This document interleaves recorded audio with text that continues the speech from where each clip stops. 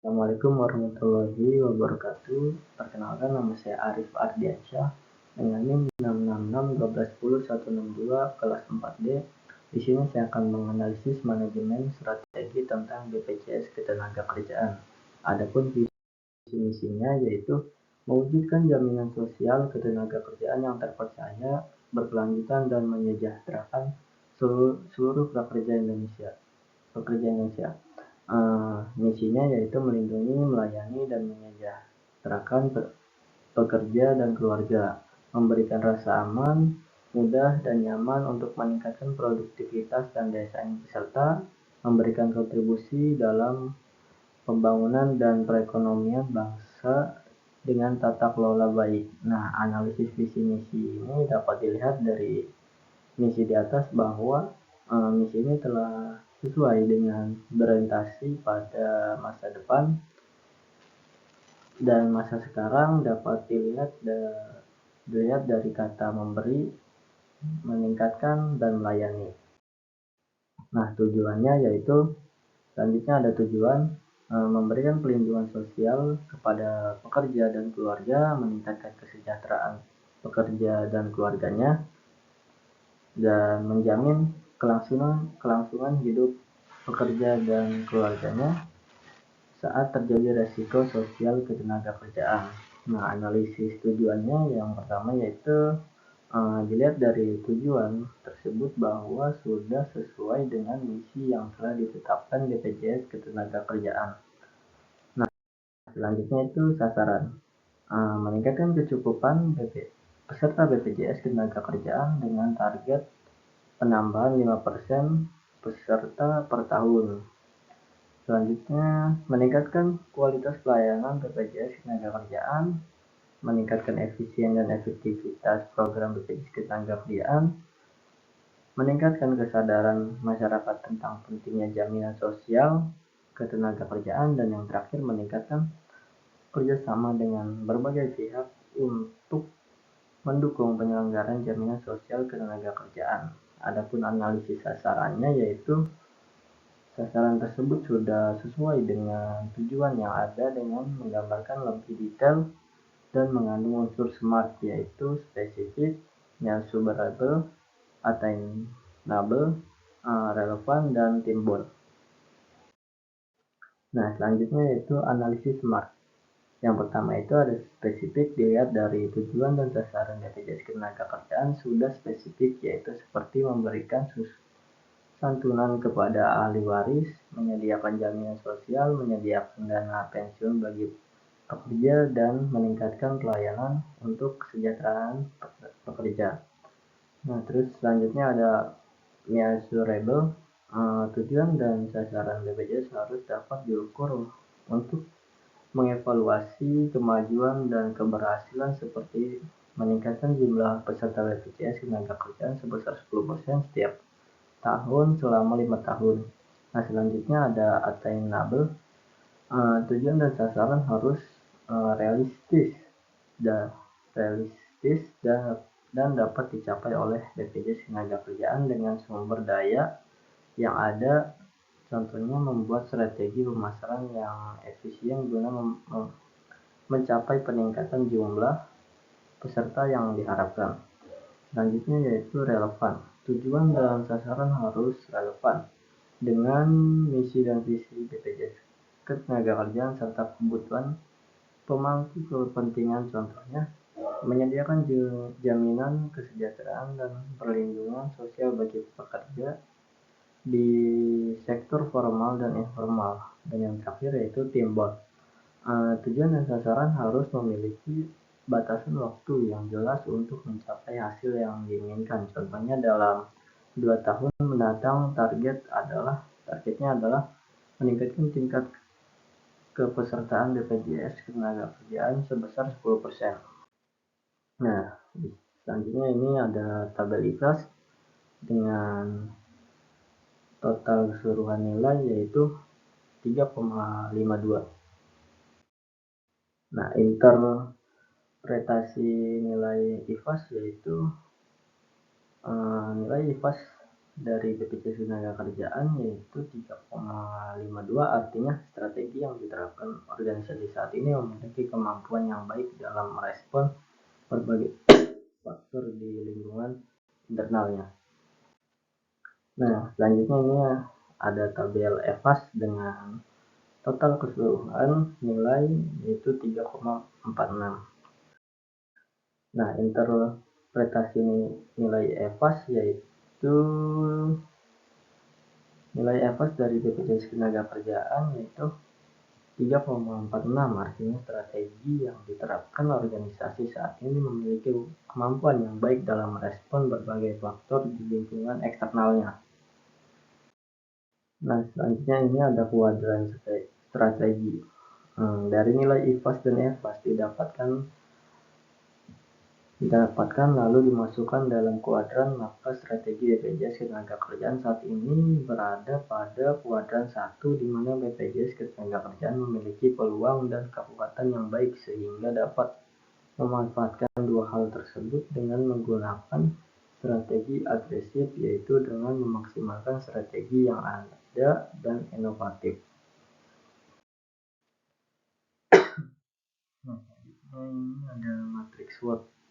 Nah, yang pertama itu ada strength, opportunities, meningkatkan pelayanan pelanggan dengan memanfaatkan teknologi informasi untuk memberikan layanan yang lebih efisien dan responsif dengan bobot 0,08, rating 4, nilai 0,32. Selanjutnya mengoptimalisasi jejaring dan kerjasama dengan lembaga terkait seperti pemerintah, perusahaan, dan lembaga keuangan untuk meningkatkan kepesertaan dan dukungan dengan bobot 0,09, rating 4, dan nilai 0,36.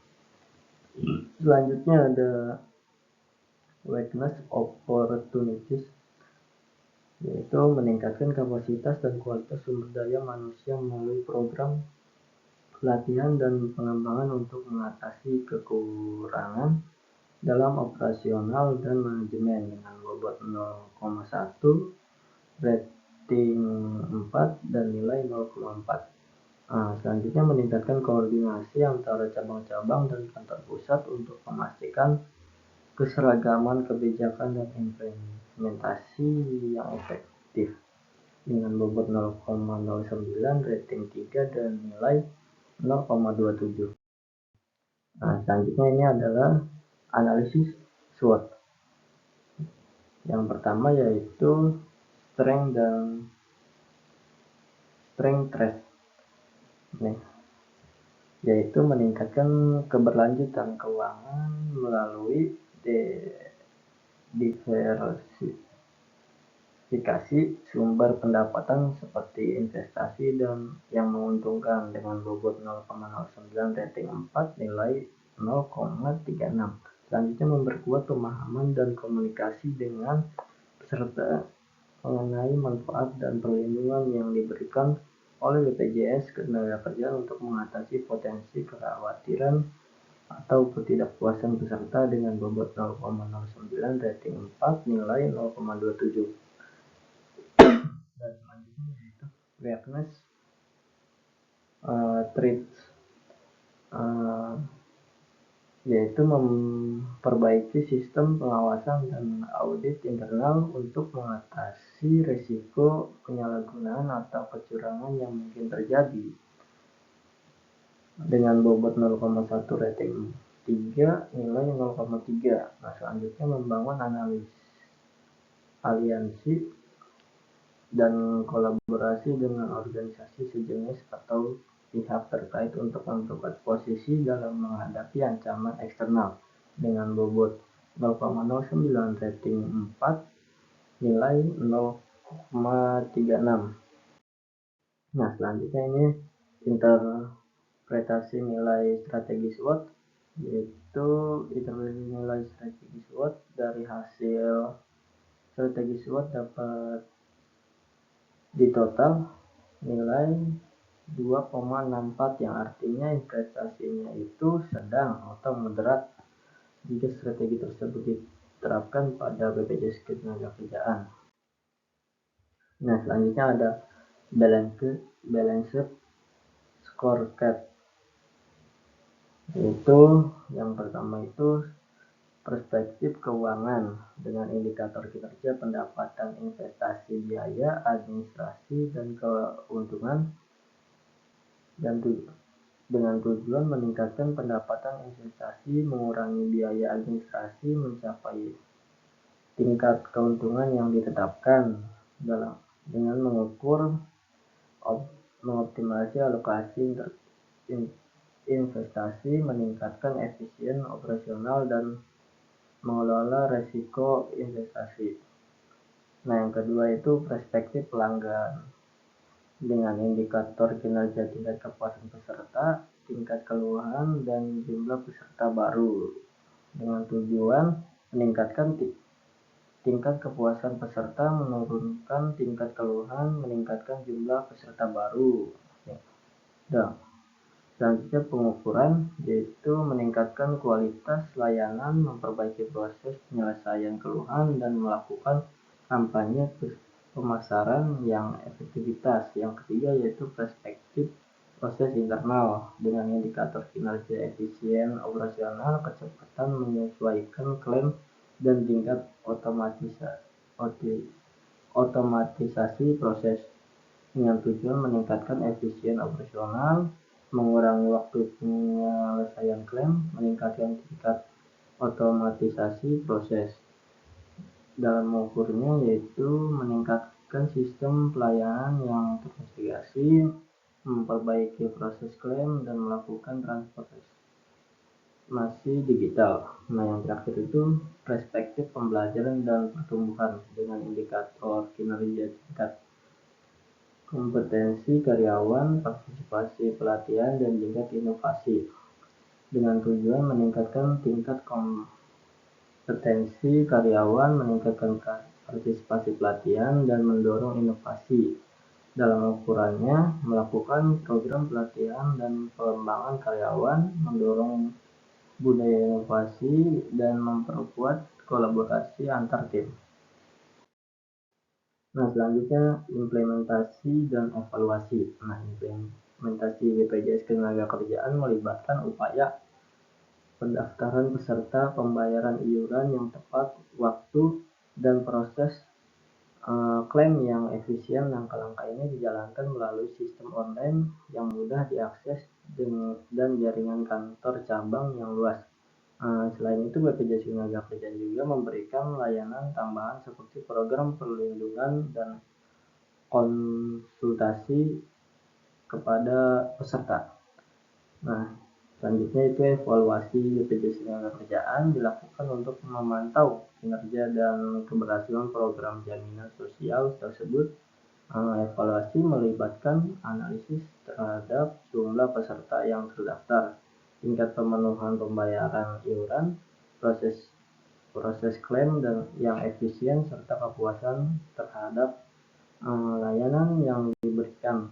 Evaluasi juga mencakup analisis keuangan untuk memastikan keberlanjutan dan keuangan yang sehat dari program-program BPJS Ketenagakerjaan.